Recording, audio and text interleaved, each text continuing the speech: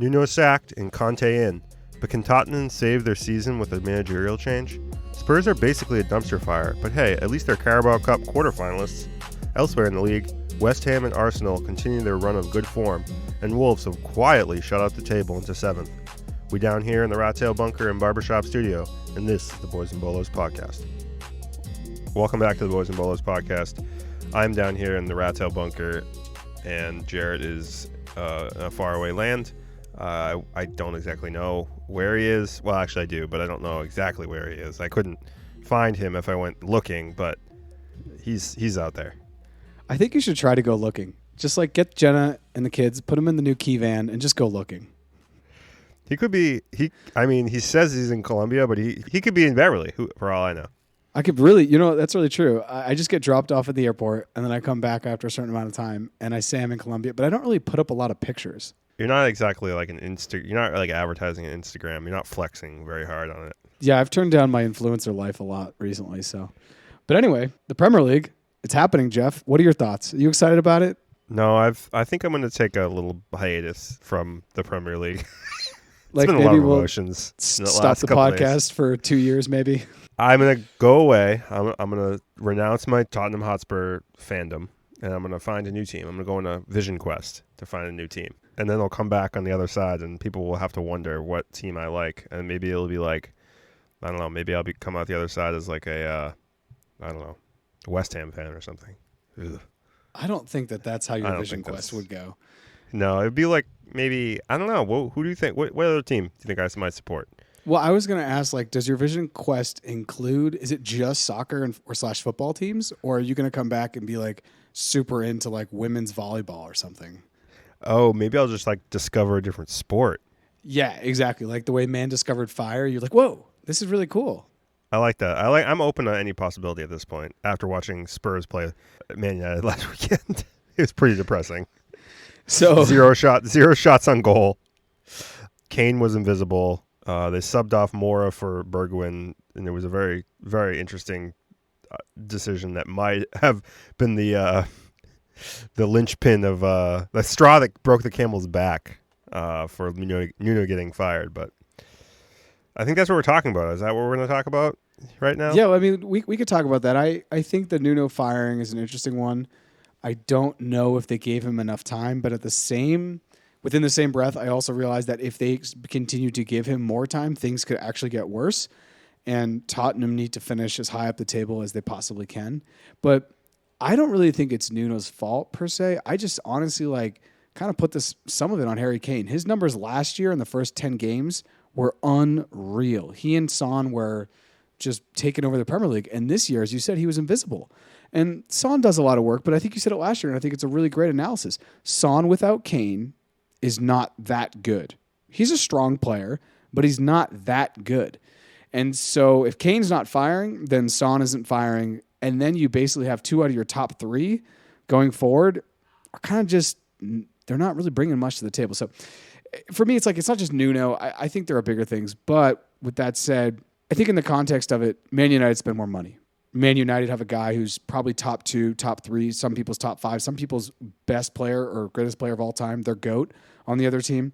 And you have Bruno Fernandes, who's been one of the best players over the Premier League for a long time, who now can give the ball to this guy. So I think in the context, it's just really, really bad timing for Spurs to have played Ole in this United team. But it was called, not the El Clasico, it was called like the El Sackio, because we knew whoever lost this game, and if it were by a large margin, 2 goals or more, that coach is probably going to be let go.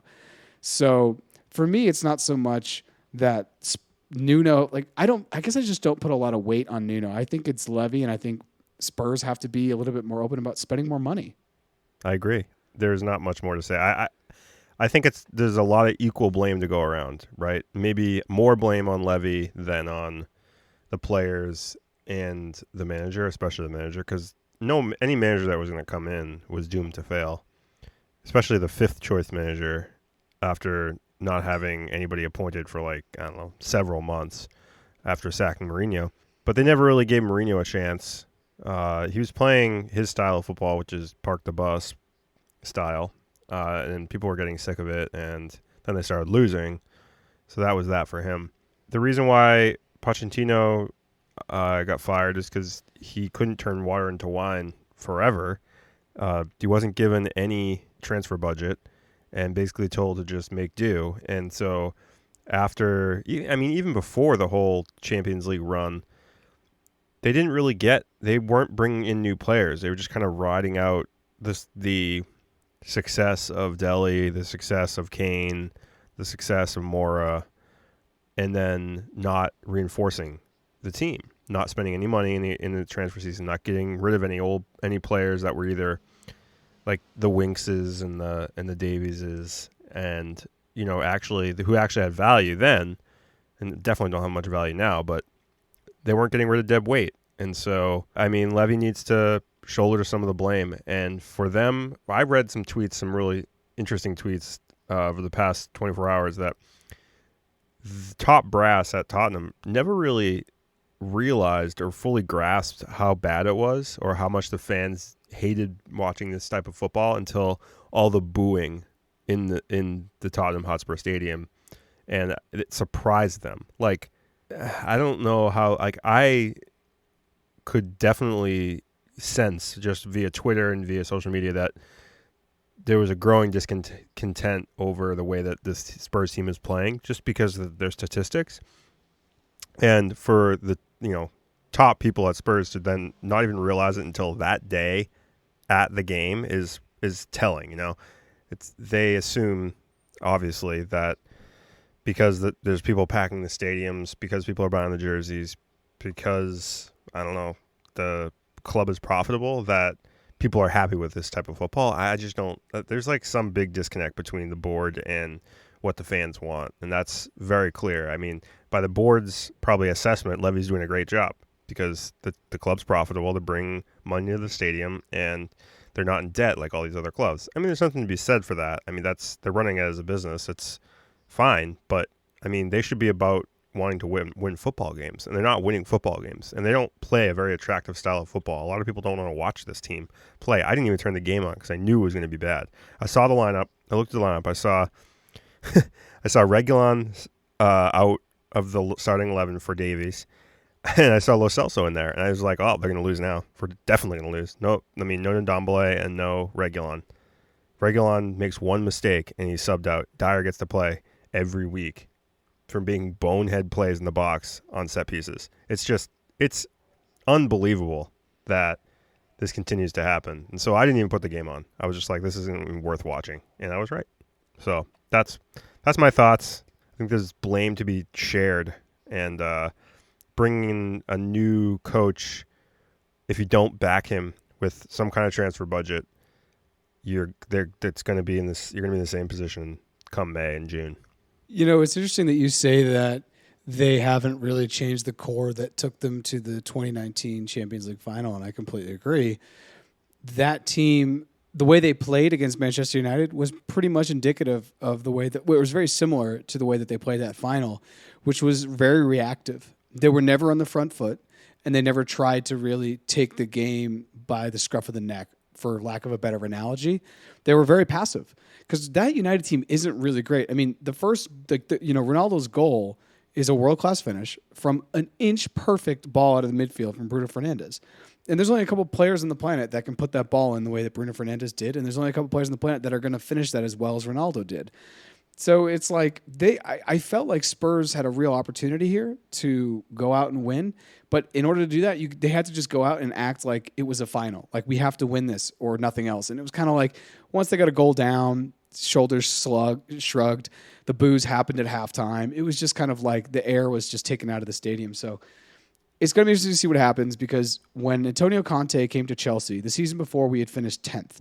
We ended up winning the title with him from 2016 to 2017 season. And people said, I remember at that time, all of the chatter was that when he came into training for the preseason, he basically just whipped the crap out of everybody. Like, he made them run as though they were like high school freshmen. And a lot of some of the senior players weren't really into it, but they had to get on board or they just weren't going to play. And there were other players that were just kind of, maybe not at the same physical level. Like Eden Hazard's not one to train. He's never wanted to train. It's been his biggest downfall at Real Madrid. It's why he's going to go for sale even in this January transfer window. And I think Spurs could even look at him because he's already worked under Conte, or Newcastle will just try to splash some cash and get him off Real Madrid's books.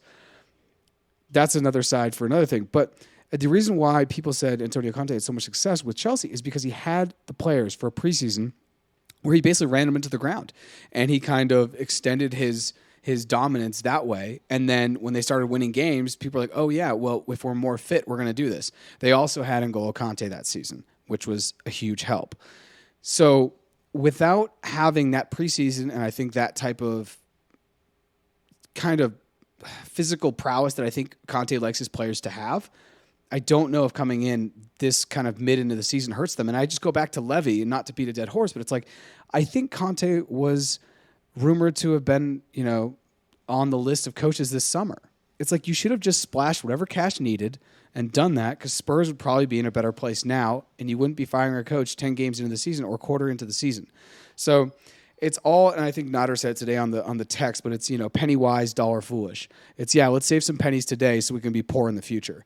And unfortunately, with the game of football the way it is, you kind of have to spend. And one of the other points you hit, and I think you hit it straight on the head, is that there's a huge disconnect right now from the fans and then the board and the technical direction of almost every single club on the planet. Now, I'm sure that there are clubs that maybe don't fit into what I've just said, and people are like, oh, that's not true. My club is totally in touch, and they do like pancake breakfast where you get to talk with the president. But most clubs are not like that. And we know that because the top 15, 16 clubs on the planet, as far as like not only market cap but overall fan base, tried to literally break off and make their own league. Like they thought that fans were going to be okay with that. So moving forward, I don't know. I don't really know what's going to happen with Tottenham. I hope that they continue to play well. I think having Conte come in will be great. And as we've talked, I think he'll move him to a 3-back because he'll be like, Dyer cannot be left alone to his own devices in a 4-back. But let's move on, unless you want to, feel free to mention something. There's only one other thing. I mean, I am concerned about the 3-5-2 that Conte will try to implement, because I don't think Dyer can do it, honestly. I don't think Dyer can play on the left side of a 3-back. I still think that's too much for him. I think Romero will thrive in it, and I think that Royale and Reguilon will be given a lot more freedom to play the way they want to play, and that's the wing-back roles, right? But I am concerned about, Sanchez, Dyer, and Romero. I think Romero likes to come forward a little bit, and I don't know if like this team has the defensive capabilities to handle that. I also like Dyer he's still for me just he's like a square peg in a round hole type of situation, right? He's a center defensive midfield playing center back because he can't play center midfield anymore, and he wanted to play that. He wanted to be on the English national team, I guess, or something. I don't really quite understand why he moved, because he's slow now. But anyway, he's atrocious. He's an atrocious like box-to-box defender, especially on set pieces. And so I am worried. I am still worried that they're going to have a similar style of problem with defense in that 3-5-2 system. But getting Son and Kane up top as the two is probably the best solution for making more creativity in the midfield with Ndombele sitting behind them. And I think that's probably going to be how it goes for the first couple games. I think he is a much better he's much better tactically than many other coaches in the world, actually, and so he will set them up and coach them, as opposed to just kind of trying to let just a bunch of talented players out there run around and try to score goals, right? And so hopefully that's what he brings, just like some stability and structure to this team, because they're not very good. And so, yeah, we'll see how it goes. I don't expect much in the first couple games. I think it's going to take them a while. I think this team doesn't do itself any favors by staying in these crappy competitions like Conference League and the EFL Cup, And so they're playing midweek games, so they have never any coherent training weeks. It's always it's always getting interrupted by these crap games, but a lot of other teams are dealing with it too. So I don't know. That's all I got on Spurs. Keep keep going forward with the rest of the league, but it's just it's a shit show. Let's change gears a little bit. We're gonna do something that we did, I think week 4 or 5, and we're gonna do it again because I got a lot of people that reached out. Like Ellen liked it, and a couple other people who listened to the pods that they enjoyed it. And put away your phone or whatever you're looking at, and I'm gonna ask you 2 teams, and you're gonna tell me which one's higher in the table. And because I think we should do this every once in a while, because sometimes you hear this if you're listening along, and you're like, oh shit, I didn't know that they were doing so well. So, are you ready for this? Ready. Okay. Southampton and Brentford. Who's higher? Brentford. Brentford is higher. They're in 12th. Southampton's in 14th. Brentford's on 12 points. Southampton's on 1. Nice. So you're 1 out of 1. Last time I think he went 2 out of 5. It's not easy, but last time I think it was more difficult because the league was like kind of wild and there were teams way higher up that normally aren't. West Ham, Manchester United. After I guess West Ham won too. I'm going to say Manchester United. So West Ham's actually in 4th and Manchester United's in 5th. Shit. West Ham's on 20 points and United's on 17. West Ham is playing very, very well. So 1 out of 2. The next one is going to be Everton, Brighton Hove Albion. Brighton Hove's better. It's further up. Yeah, sure. Brighton Hove's in 8th, Everton's in 10th, Brighton Hove's on 16, Everton's on 14th. So you are 2 out of 5. Good job. We'll go a little bit farther down the table. Newcastle and Burnley. I'm going to go Newcastle. So Burnley's actually in 18th and Newcastle's in 19th. So 2 out of 4. You bastard. I know, it sucks. So this game is hard. This shit's tough because the table's so wild. It's still so it changes so much every week. The last one is going to be... Wait, so Newcastle haven't rocketed up the table once the ownership took over? Damn. No, even though they have like oil in their cleats now, they're not flying up the table. They have 4 points out of 10 games, which is brutal. Oh, it's so rough. The last one is going to be Arsenal Wolves.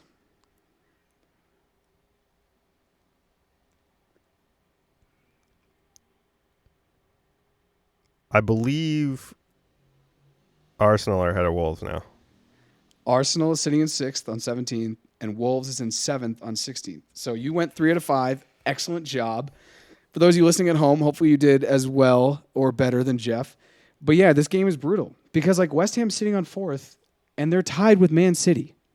That's what I was going to give you, West Ham and Man City, because it would have rocked your world. But West Ham and Man City are tied, and the only difference is a 5-point goal difference, which makes sense because City have had some blowouts this season. But West Ham, so is West Ham overachieving, or have they had easier game? What's going on there? I actually don't think, because for me, I don't think they're overachieving. I think actually they're playing at their level.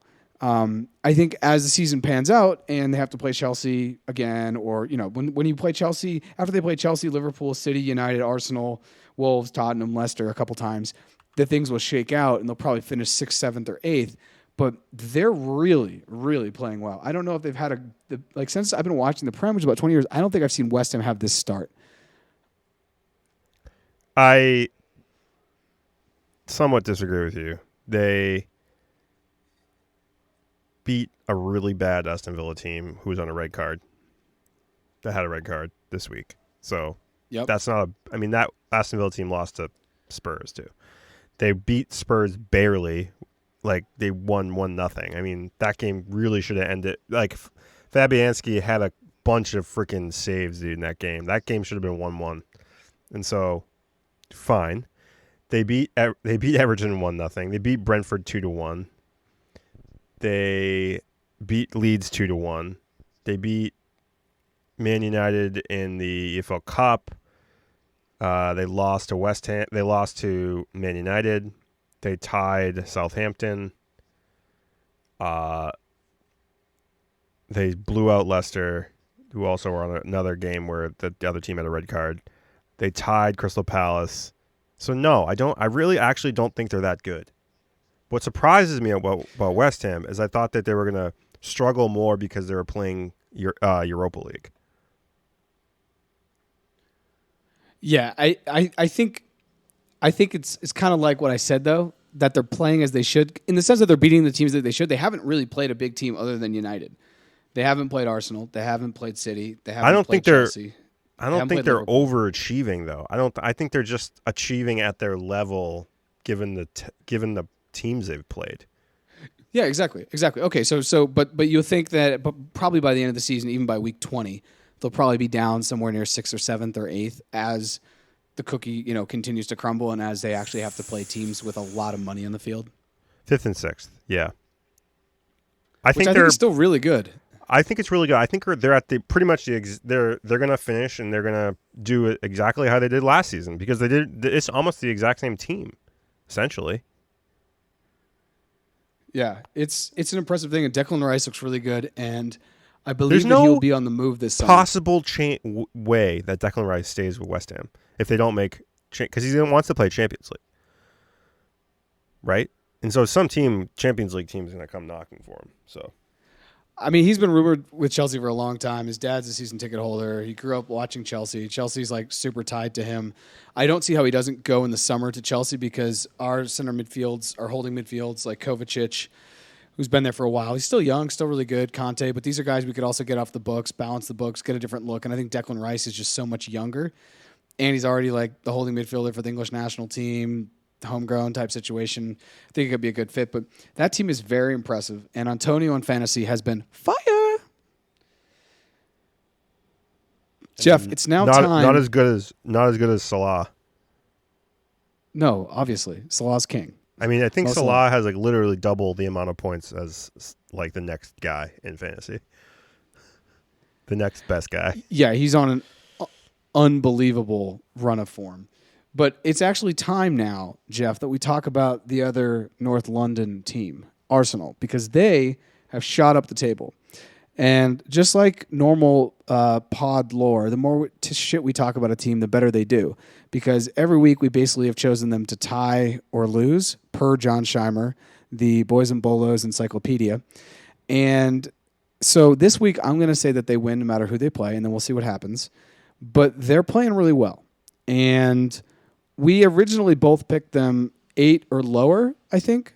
And were we wrong? Are they doing something that we're not seeing? Are they just getting a good roll of the dice? They also just beat a Leicester team, which, as we saw, West Ham beat them 4-1. Is Leicester just weak? Is Arsenal just good? Is it a combination of both?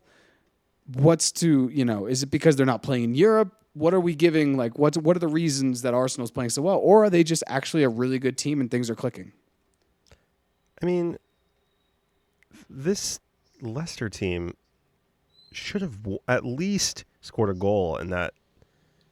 I don't know what was happening, but for some reason, Aaron Ramsdale had just played like out of his fucking gourd that game.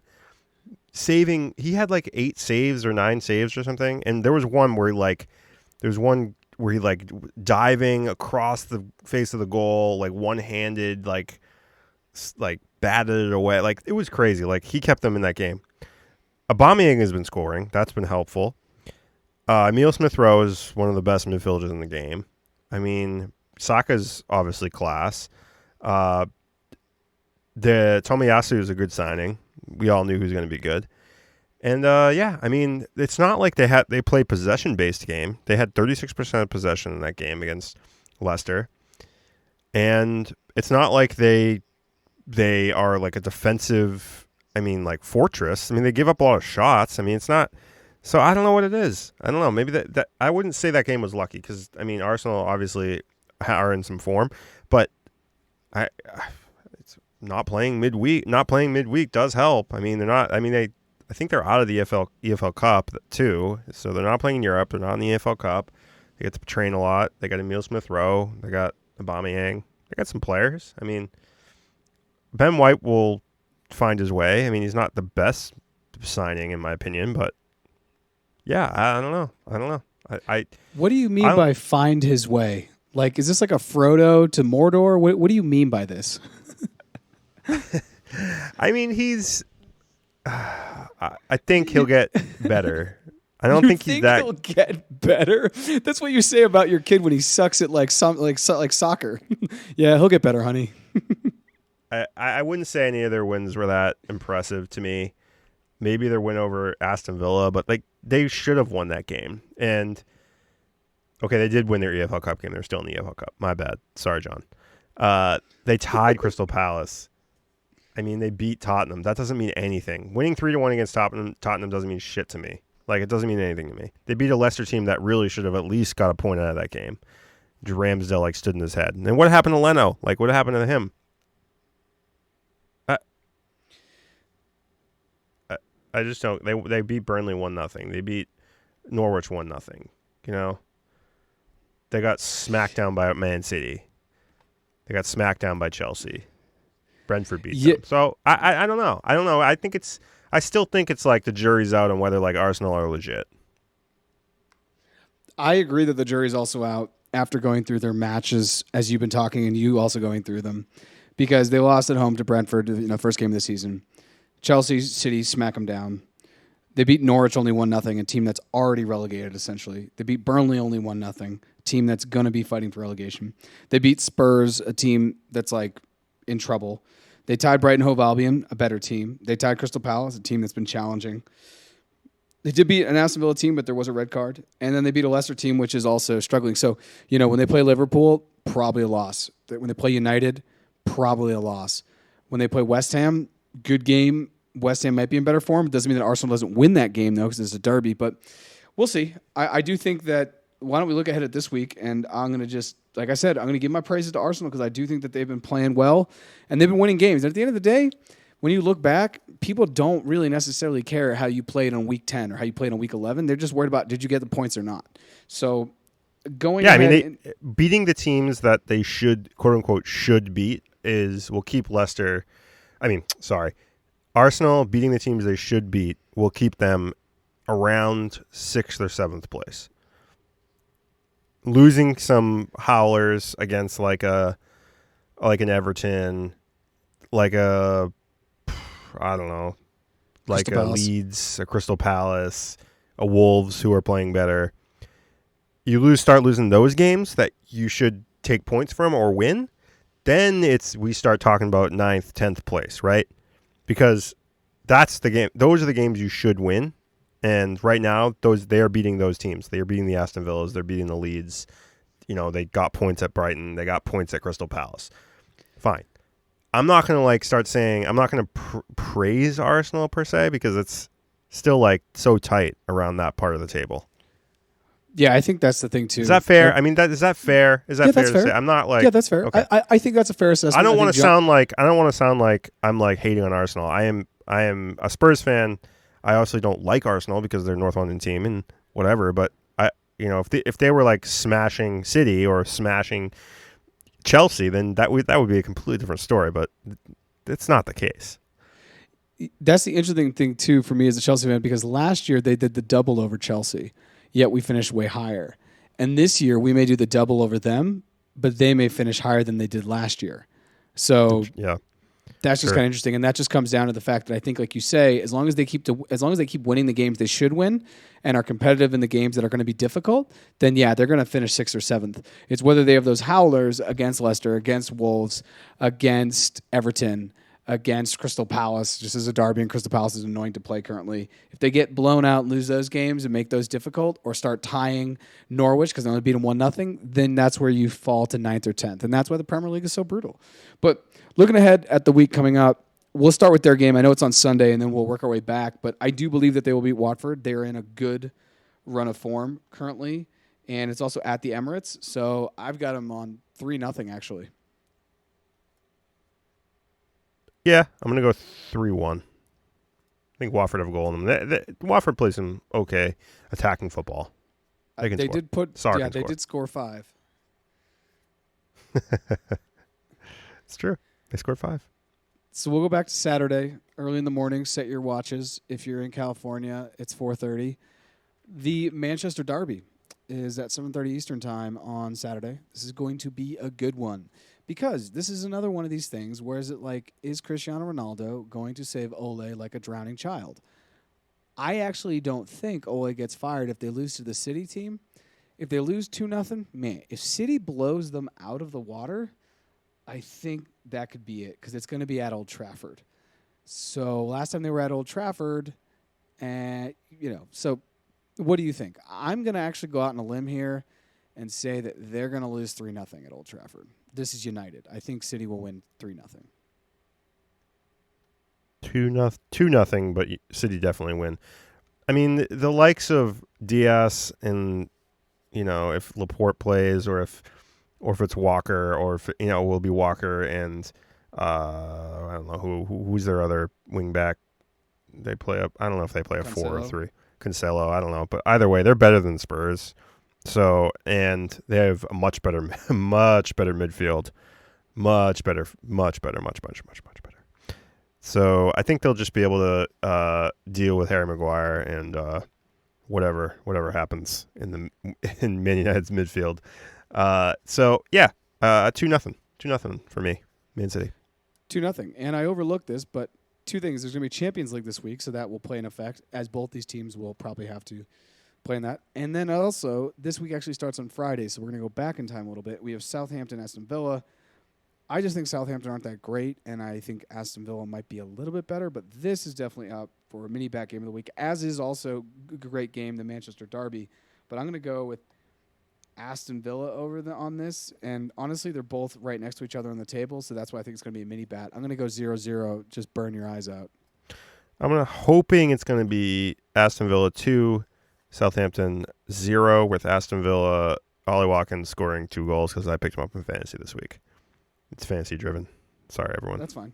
Life should be fantasy driven. The next game is Brentford, Norwich City. This is the game where you have the two teams that have come up from relegation.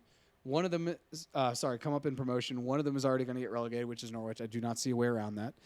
And Brentford is going to probably be competitive and finish somewhere between 10th and 14th. So I got Brentford on this. I just think that they are a much better team, and they're also going to be playing at home. So I'm going to go 2-0 Brentford. Agree. Easy. Next game, Chelsea against Burnley, and it is at home. I think we beat them 3-0. We are in very good form, and it's very difficult to score goals against Chelsea currently. I'd argue we have one of the best defenses in Europe, probably top 5. And Burnley is, unfortunately, just not on the same level, so I'm going to go 3-0. They're going to do a little bit of a rotation because Chelsea's playing Champions League. But you know what? Doesn't matter. Chelsea's really good. Did you see Reece James' 2 goals? I mean, the guy is freaking unbelievable. They were. He literally used both his feet to score both the goals, left foot, right foot. And the craziest thing about Reece James scoring those goals, and Chilwell, he's been scoring goals too, is that right now, and this was like a thing we shared on Footy, Reece James and Chilwell have 7 goals in the domestic league, and Neymar and Messi only have 5 in the French league. So also, those two guys didn't even start on the English team. They didn't play 1 minute. They didn't play 1 minute. 1 minute during in all the of in the Euros, which is insane to me. Which is still actually makes me uncomfortable because whatever. Anyway, so next game, Crystal Palace Wolves. This is going to be at Selhurst Park, aka AFC Richmond. Crystal Palace has been playing very well. I want to say that they beat City, which I thought to be very impressive, and I think this is actually going to be another one of the games of the week because I think Wolves is also playing well. And City isn't, sorry, let me rephrase that. Crystal Palace isn't necessarily playing well. I think that they can be very competitive when they want to be. Wolves, however, I do believe is actually playing well. They've had a better run of form. So I'm going to go 2-2 tie, potentially game of the week.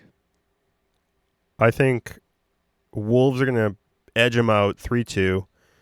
Jimenez on a brace. I'm loving that Jimenez is playing well, scoring goals. I never thought he'd play again, so I eat my words completely, and I love that he's back, and he's also looked good with Mexico when he plays, which is a detriment to all U.S. men national team fans, but good on him for getting back and being able to play. I agree with your potential. That's also a good scoreline. So Brighton Hove and Newcastle. This one seems to be an open and shut case. It is going to be at the Amex. Brighton has been very fun to watch this year. I've got them on 2-0 over Newcastle. Newcastle are in shambles at the back. Bad defense, just not good. I'm going to go Brighton 3, Newcastle 1. Callum Wilson has a goal in him. Guy always has a goal in him. The next game we're going to look at is your team, the Spoisies, against your other favorite team, Everton. This will be played on Sunday morning, 9 a.m. Eastern Time. Well, Jeff, what do you think? Everton's been in a rough patch. So has Spurs. Conte might be at the helm for this one. You guys are right next to each other in the table. But the table, once again, is so tight, right, that if Spurs win, other things remain equal. Like, Manchester United loses, Arsenal loses. You guys are all of a sudden in 5th from 9th. So I think a win here is probably what you need, but it's not going to be an easy Everton team. And it's also Goodison, and I just personally do not like playing at Goodison Park. Yeah, for that reason alone, I'm going to say 2-2 draw. If it's a 2-2 draw, it has potential to be one of the games of the week because it will be well played. I feel like people are going to want, Conte to come in, which he'll be announced tomorrow. So we'll have Tuesday through Saturday. But he also has a midweek game, so he's got to manage that. They're playing some, Scandinavian or Hungarian farm league team. But, yeah, they got to manage that. And then, but people will expect that Spurs under Conte will suddenly win a game. I think people will need to curb their expectations and be satisfied with just getting a point. So that's my analysis. I agree. Okay. Next game is Leeds-Leicester. This is going to be an interesting one because I think both teams are on the struggle bus. Leeds currently sits in 17th, so they're right above the relegation. And Leicester's in 11th, a team that was really never outside the top 5 all last season. I thought they were some of the most consistent football being played. So what do you hear? What do you think in this? Leeds just won a game this past week. It was an exciting win. It was a big win for them. This game is going to be played at Ellen Road, which definitely helps Leeds. But I feel like Leicester really need this win. I also have Daka on my fantasy after he scored 4 in Europa. So what do you think? Leicester have a midweek game. They got a Europa game on Wednesday or Thursday. I'm not really sure. I don't know if that will play much into it. They make like 3 or 4 subs every time they play a midweek game. It's against a Leeds team with a struggling defense, I think, especially without Elie playing or him being on, borderline fit. And they're bringing in young kids and trying them out and stuff. And Leeds needs to score points. I don't see this Leicester team.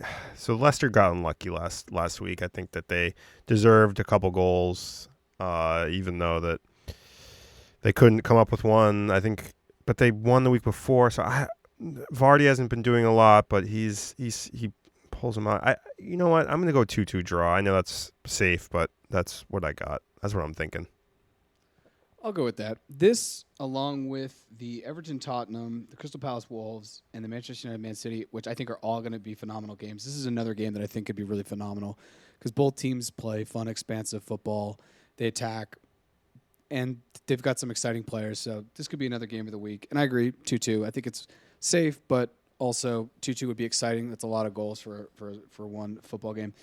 The final game of this week is probably going to be the game of the week because it is going to be West Ham, which we've talked about a little bit tonight. They're going to be home hosting Liverpool, who right now, I dare to say, have the best top 3 in the world and the best pound-for-pound attacking player other than Lewandowski and Mo Salah. So what are you thinking here? Because Liverpool's on the road. Playing at London against West Ham isn't the easiest.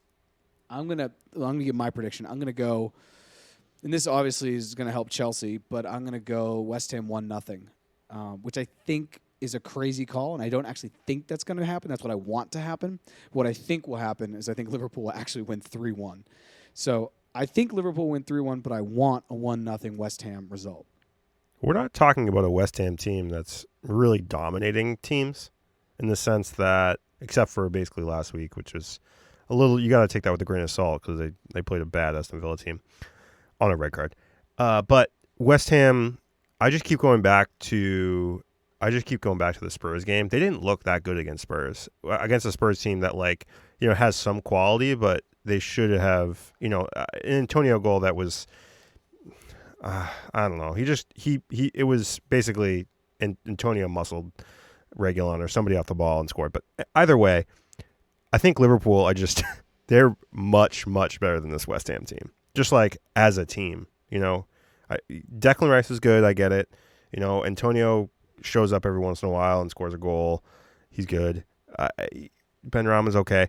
But Liverpool, they got Mane, Salah, and either Jota or Firmino, depending on who they put in there. It's really interchangeable at this point. And they score goals. They score tons of goals. Henderson's solid. They got Trent Alexander-Arnold giving them deliveries, service in the box. I don't know. I just don't see Liverpool losing this game. They're too good. Oh, totally. Like I said, I want Christmas to come early and somehow West Ham wins 1-0, but I think Liverpool will win 3-1. Plus, this is a week where I think that West Ham will play the Europa League game that will actually hurt them for their Premier League game, where Liverpool can rotate a little bit more and have fresher legs for West Ham. Might make a difference. I think that's probably true. I think that's definitely true. So let's go ahead and look at fantasy super quick. Mac Bruce sent me a screenshot between the games this week and between the Saturday and Sunday games because he went to the top of fantasy and he wanted to send me a screenshot to prove that he had been at the top of fantasy. But by the end of the week, he was back in second with Jamie Becker leading the way with 649 points. Mac is now in second and Mitch is in third.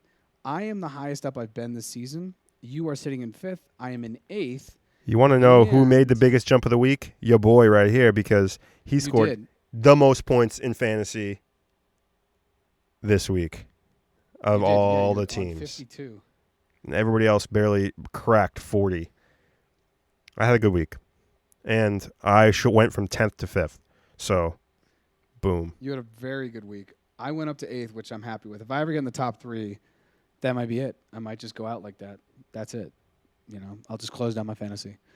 But moving forward, next week, big games. I think there's honestly, this is actually probably the most exciting week I think we've had this far because the West Ham Liverpool's fire. Everton Tottenham I think is also going to be good. Leeds Leicester I think is going to be good. Crystal Palace Wolves I think is going to be good. And the Manchester Derby is going to be great. What happens, just to go back to Manchester Derby, what does it take for that to lead to Ole getting fired? It's not going to happen this week, regardless of they get blown out or they don't. There's nobody to bring in that's better right now. Spurs got Conte. Who else is there? Are they going to steal Brendan Rodgers? Are they going to steal Graham Potter? What are they going to do? They're going to wait. They're going to wait. The Revolution win the MLS Cup, and then they're going to get Bruce Arena. Dude, Bruce Arena. That's it. Legend. Yep. Go Revs. Well, go Revs. Jeff, I think that's it. Yeah, I don't got much else. You guys, people haven't sent us any bolos. No bolo pendants. Do you? Pendants of the bolos. I wake up. I check the mail. Wait. Yeah, you're wait for the mailman. You're like, any bolos today, sir? He's like, no, go inside. I check my Instagram messages just all day, just checking. I don't have notifications on because it'd be madness. So I'm actually going into the app and looking at my messages, and then I'm sad, one tear, because nobody's messaged me. And then just being super disappointed. Well, on the way out, if you would please, DJ, play the Jamie Carragher clip, because as you said, Spurs lives in his fret. No, God, you got that wrong. Free. It's not Jamie Carragher. It's Jamie Redknapp.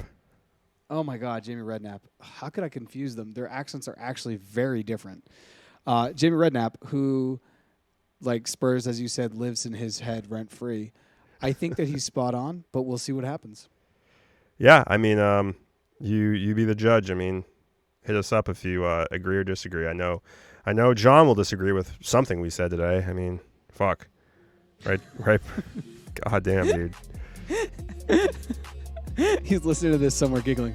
Anyways, ciao. Ciao. They now have to get this one right. And if they can get Antonio Conte, I've spoken to a few of my friends that are massive Tottenham fans, they'll be delighted with that. But it doesn't mean that straight away he's going to get it right. You know, you might have to be really patient, but you can't. One thing you can't keep doing is sacking managers left, right, and centre every time it doesn't go right, and especially when you've got a manager and you give him 4 months. What chance have you got? Every manager deserves a little bit of time at least. You know, it's not. You know, the football hasn't been good. I get that, but it hasn't been good for a few years now. So you'd have at least let him get his feet under the table and try his best to implement the system and the players that he wants, or maybe giving him a couple of transfer windows. But I don't think Daniel, as much as he's got a director of football there, in the past, he's always picked the players. And I think that's the major problem. Thanks for listening to the Boys and Bolos podcast. You can find us on Facebook, Twitter, Instagram, Patreon, Twitch, @Boys and Bolos. If you'd like to be a guest, please reach out. You can hit us on any of the social media accounts that Jeff just mentioned, or email us directly at boysandbolos@gmail.com. Thanks for listening, and see you next time.